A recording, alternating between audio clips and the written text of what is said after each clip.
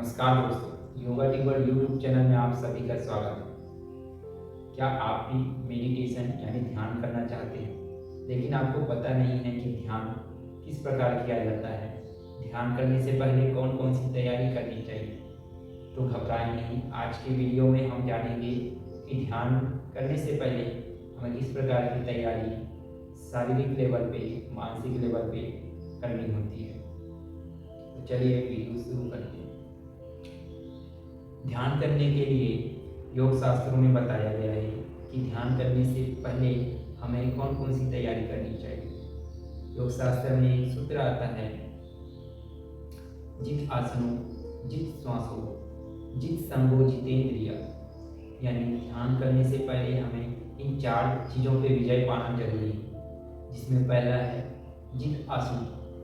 यानी हम जब ध्यान के लिए बैठे तो हमें उस आसन को जीतना पड़ेगा जिस आसन में बैठकर हम ध्यान करने वाले हैं। वैसे ध्यान के लिए मुख्य रूप से 4 से 5 आसन ही योग शास्त्रों में कहा गया है, जिसको ध्यानात्मक आसन बोला जाता है, जिसमें सुखासन, पद्मासन, अर्ध पद्मासन, सिद्धासन, वज्रासन, इस तरीके से 5 आसन हैं जिस पे हम ध्यान कर सकते हैं। तो हमें इन 5 में से किसी एक आसन को जीतना पड़ेगा। इसका मतलब यह है कि हम इन 5 में से किसी एक आसन पे लंबे समय तक 1 घंटा, आधा घंटा तक बैठ पाए, ऐसा अभ्यास हमारा होना चाहिए। इस आसन में बैठते समय बिना किसी कष्ट के, बिना किसी परेशानी के हम लंबे समय तक बैठ सकें, तो ये हमारा पहला होता है जित आसन।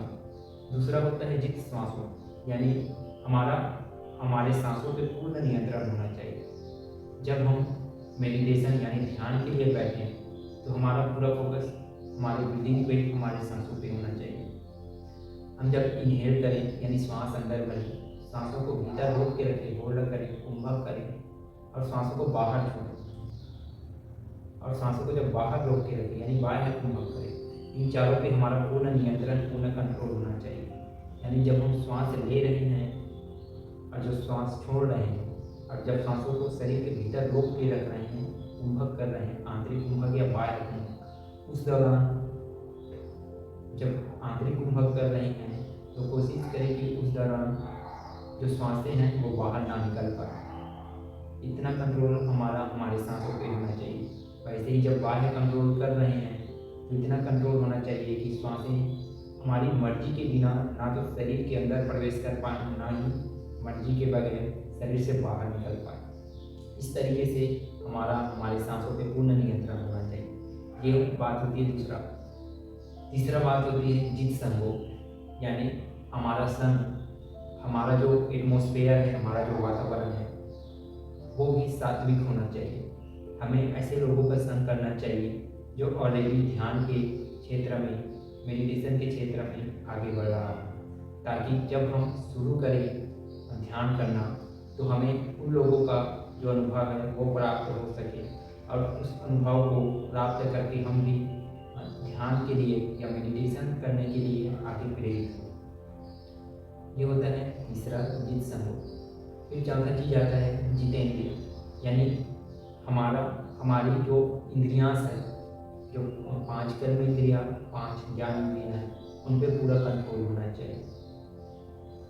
क्योंकि जो इंद्रियां होती हैं वो हमारे मन के लिए इनपुट का कार्य करता है।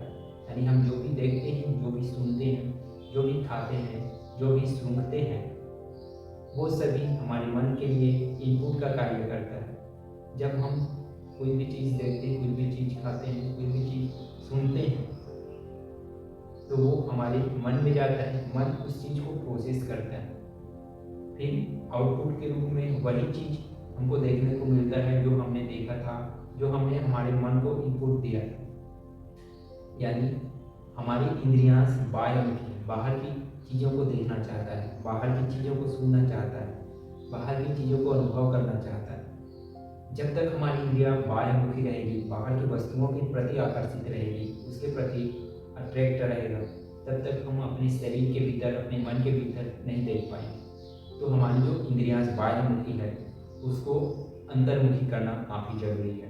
यानी इंद्रियों पे नियंत्रण, इंद्रियों पे कंट्रोल करना काफ़ी ज़रूरी है, ताकि हम ध्यान में आगे बढ़ सकें। तो ये 4 तरीके की बातों को ध्यान में रखते हुए हम ध्यान यानी मेडिटेशन की ओर आगे बढ़ते हैं।